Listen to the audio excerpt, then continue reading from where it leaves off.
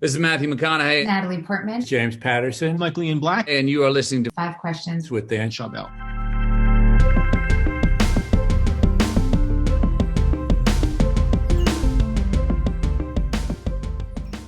So I still went down to California, went down to Hollywood, and sat at the university and did like math, science, and general ed stuff to be enrolled. But I was every day, pretty much during classes too, editing these tutorials and posting them online. And I did that for a couple years. And by the time I was graduating university, all my colleagues, and I made friends with all the kids in film school, all of them were going out to Hollywood to become PAs or work their way up to become directors or producers or screenwriters. And I was here then going full-time into YouTube. And it was right around the time, they had AdSense programs out. They were just beta testing that were starting to pay enough income for me to live on my own. And I kind of realized at that point it could be a full-time job. I didn't think long-term, like right now, and 12 years later that I'd be doing this. I was not thinking that at all, but I was thinking, maybe like 1 or 2 years, try it out. I don't know, I have nothing to risk at that age. I had like a couple $1,000s in the bank.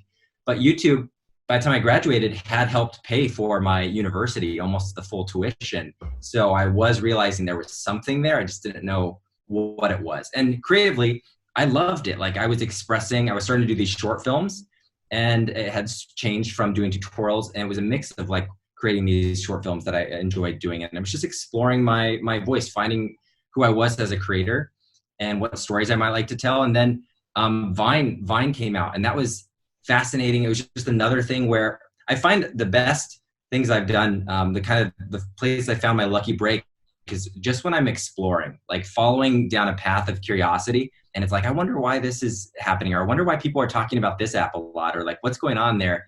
And then you stumble upon, like I came on Vine and there was literally a category that said, I think it said magic and special effects or special effects and wizardry. And I was like, oh, well, like that's what I'm already doing on YouTube. Why don't I just try and post a 6-second video? How hard could that be? And I learned it was difficult, but I learned it unlocked this other voice in me, which is like, it really got to storytelling, like shorten everything up. It still has to be a beginning, middle, and end. It still has to have, a pleasant surprise. And everyone loves magic, so I kind of went on that theme back from, I was really into magic when I grew up in junior high. But I got to tell some of those stories, but in new context, because I always never understood why they were taking a white dove and turning it into a white handkerchief. It never made sense to me. It was just kind of random.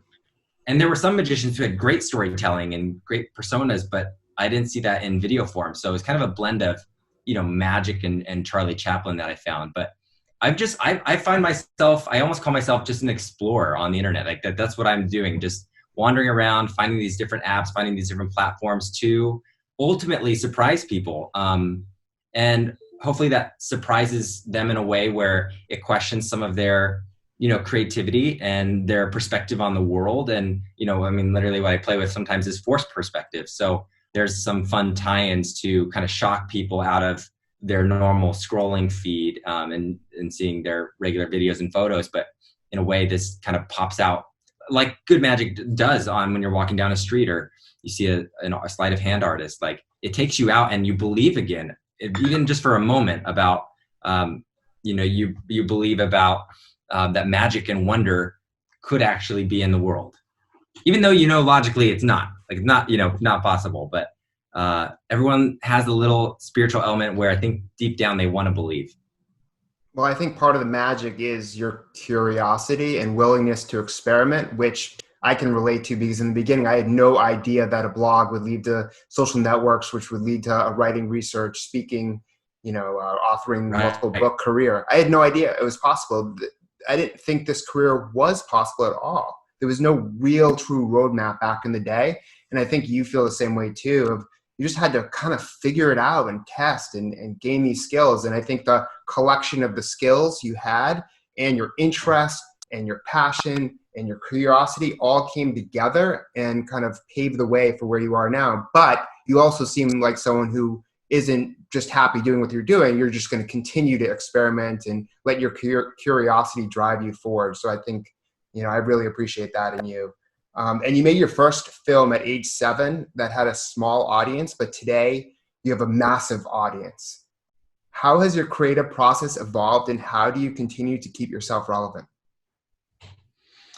The creative process has evolved a lot, especially by who's around me creatively on the team. I get the credit for a lot of these videos, but over the years, I've built up a writing team and a production team and a team that helps me figure out how to make them possible. Like we all work together. So I love that it's not even my ideas that are being created anymore. I'm kind of the face or the watermark, if you will, because we've created that character for the audience. But other than that, like I love crafting it with the team and figuring out all these different, whether it's illusions or tricks or stories and how we pair those together.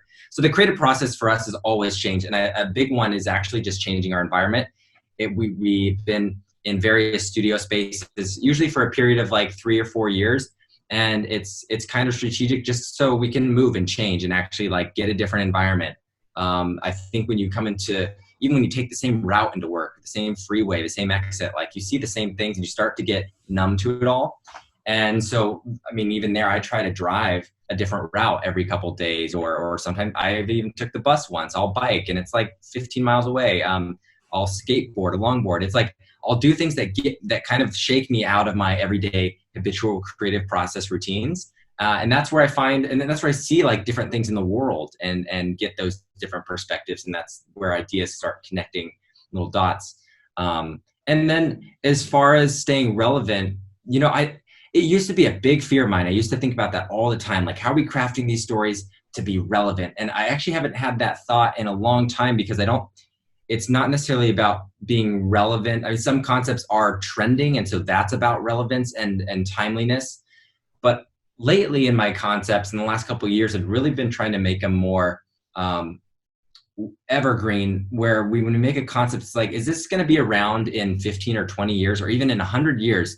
I'm able to watch, I know a lot of people, it's hard to watch Charlie Chaplin just because there's no sound and it's kind of scratchy footage and grainy and some of the stories aren't relatable, but at the core of it, if you look at some of his best work, if you look at The Kid, or you will look at, I was just watching Modern Times the other day, when you look at these films, they actually hit on themes like that was almost 100 years ago that those were made, and I still can watch that, and you're watching about a factory worker and how they're mistreated by the corporation, and like someone searching for happiness is a theme that will go on for the rest of humanity. And so that's what I'm trying to tap into now, and that goes all the way down to storytelling. So when we're crafting it, it's I shot a concept yesterday, which was about just being so tired in the morning and needing coffee. And I imagine, and even when we have AI implanted in our brains, like maybe we'll still have to have some sort of liquid form of energy or coffee, and that'll be relevant. And so people will be able to relate to being tired still. And then what's the trick? That really doesn't matter as long as it's cool and surprising, and maybe you didn't see it coming. But we left hints along the way. So there's little ways we can engineer that. But I do, going back to your question, I'll think about relevance as much as I think is what might be hitting on there is, for me, the thought that I have is, how do I stay something that's interesting?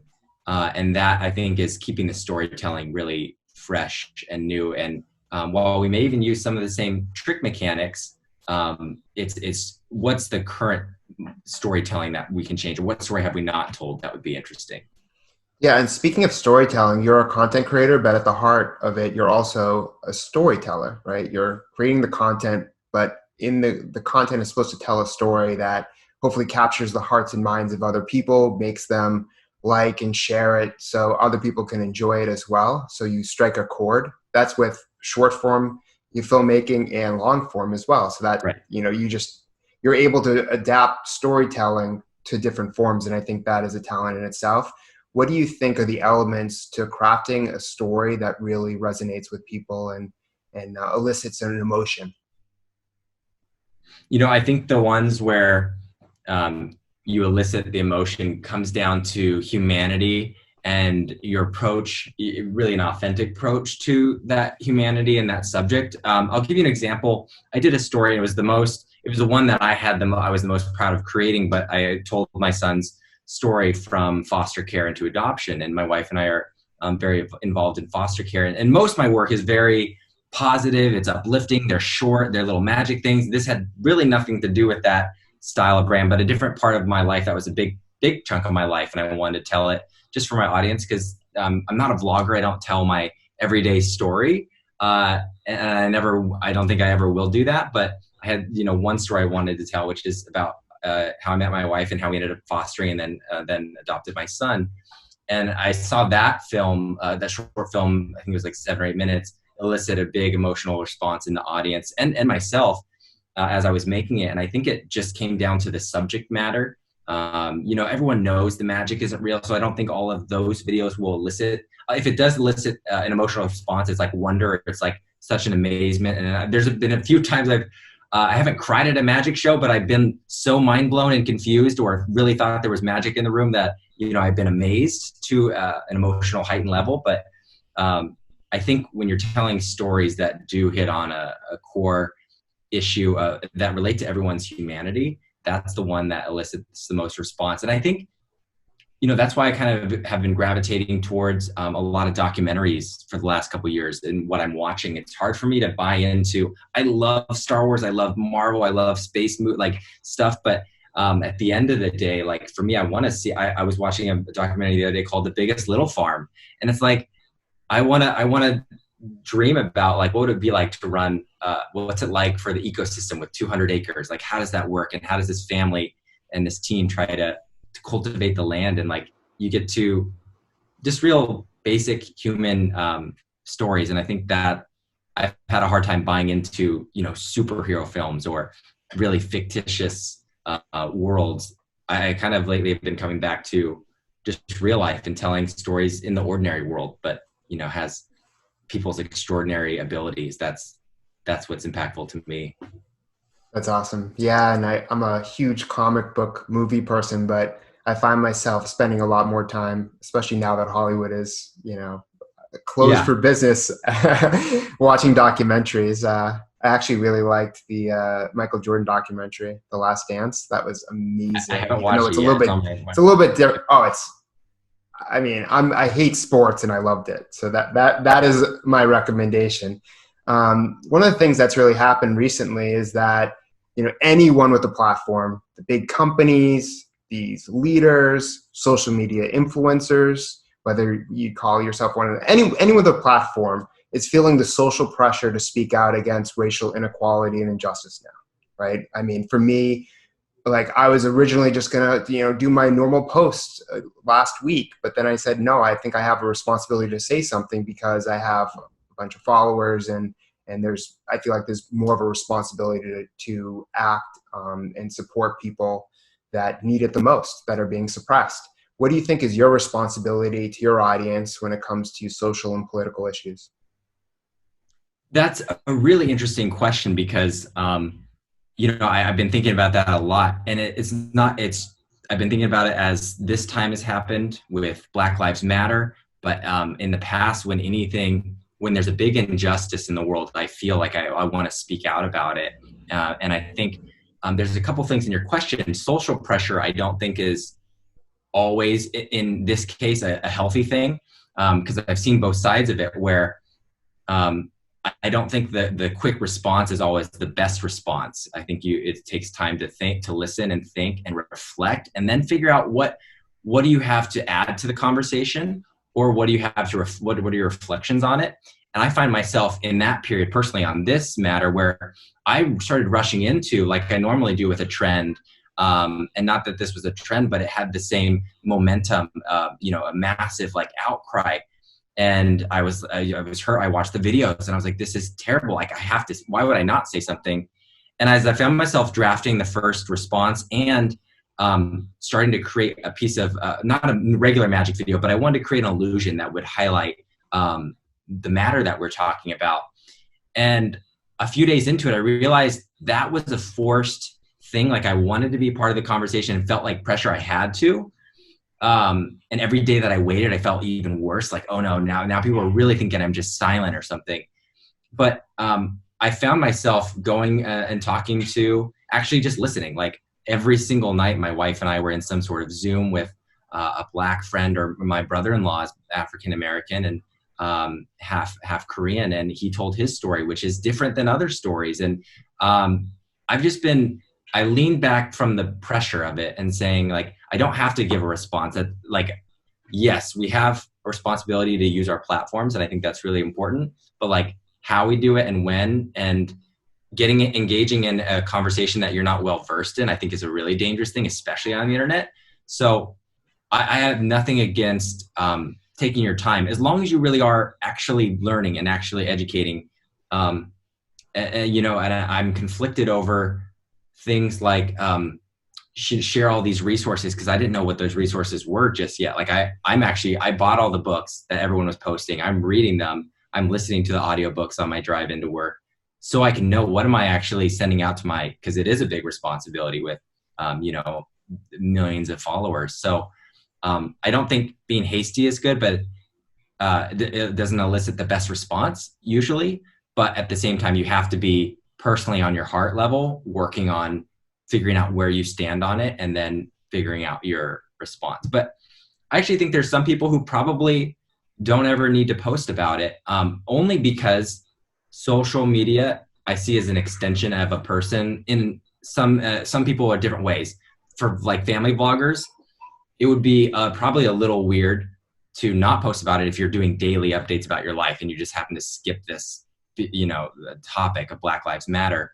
But on the other hand, some creators, like for me, I don't use social media even on personal level. Like I use it for Facebook Messenger is all I use in text, and that's it, and emails.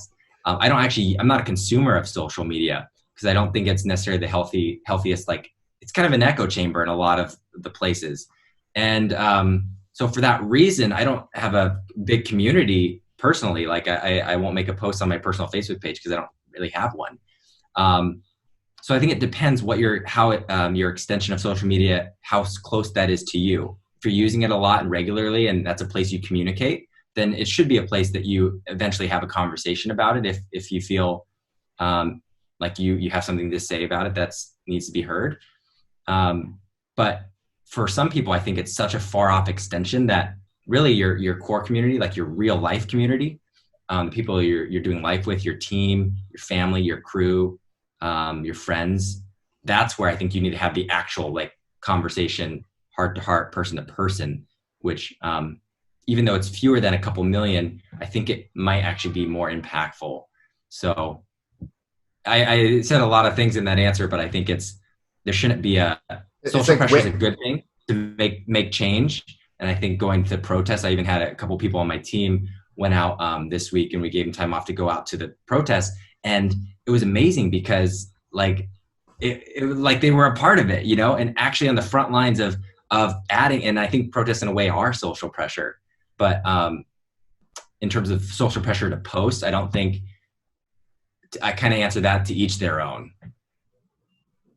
Yeah, I agree. It's like choose the way you want to make an impact. If that's something you're comfortable with and aligns with your values and the type of content that you put out, whether it's in your community or, in your small social circle, and then just do that. Like a lot of my author friends are like, well, the most impactful thing you can do is to spread the word with your platform. That's how I was taking it. But I was always also thinking of like what you were saying, let me educate myself. Let me do a ton of research and come out with like a 4,000 word article that hits all the key points and addresses the issues that I don't even think were addressed as much. Like, income inequality is a huge part of it. And that connects to racial inequality and, the police brutality in a sense, because police brutality, a lot of police protect the rich and themselves and not the poor. And a lot of people who are poor in the country are African Americans. So I was trying to, and with coronavirus, so I was in the recession and I was just basically saying, hey, there's all of these things happening at once, and we have to look at all of them as coming together and making the issue worse. But the issue has been here before this.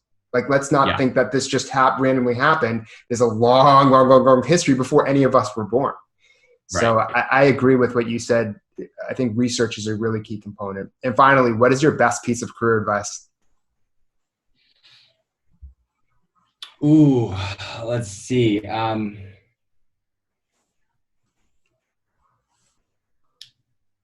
My best piece of career advice is to not always set goals. I think, which I know you, Dan, because I've heard some of your interviews and your work about goal setting. And the reason I say don't set goals is because I found some of my best ideas come from not necessarily knowing what my goals are. Like I didn't go on and 10 years ago, I wasn't saying I'm going to be a social media creator with millions of followers. Like it wasn't a tactile goal. It was exploring. But what I did know was kind of my mission statement of that season of my life. And it can always change every year or two. I feel like it does slightly adjust the words in the mission statement. But for me, it's like, how do I bring wonder into the world? How do I bring a fresh perspective and kind of take someone out of their day and give them a different view on just something and give them that little surprise and that little creative boost? And as long as I'm aligned with the mission, I may not know my goals. Like I'm in a season of that now with COVID and changing the studio. It's like, I don't know my specific goals. And sometimes I do, but like right now I don't. But I know I'm still on that mission of surprising people, a pleasant surprise, and adding wonder into people's day, and creatively being satisfied every day when I go through my day. Like it's not easy, but like that at the core of it, I feel like I'm doing something I love still. And so I think there are seasons, because I used to, hear like, you need to have goals, you need to set this. And it always frustrated me because sometimes I would be like, I really just can't hone in on what that is. But once I went back and realized it's kind of more about like my season of mission statement, then all of a sudden I was coming up with these different goals. Like, oh, well now this ties in, like, let's do this project and this, or this longer term 5-year kind of appeared. So there's different seasons for me, but I think sometimes people jump into, before they figure out the mission of what they're doing, they jump into goals. And I think that's a little bit of the reverse way to do it. I love that. And the mission helps you make better decisions, because if something's not aligned to the mission, it's easy to say no. Yeah. I found there's like core values in my life that even while I have goals, it always comes back to like, I want to have family time. Like I want to have focused, great family life. I want to, by the time I'm 65 or 70, starting to look back at what I've done, like that my kids, I don't have like an estranged family. I actually have relationships that I care about and they care about me, and that we did life well together. And that's even more important than what I worked on per se, So I think that all plays into that mission. That's awesome. Well, thank you so much for your time, my friend. It's been a pleasure, and I look forward to getting this up. Yeah. Thanks, Dan. Thanks for having me.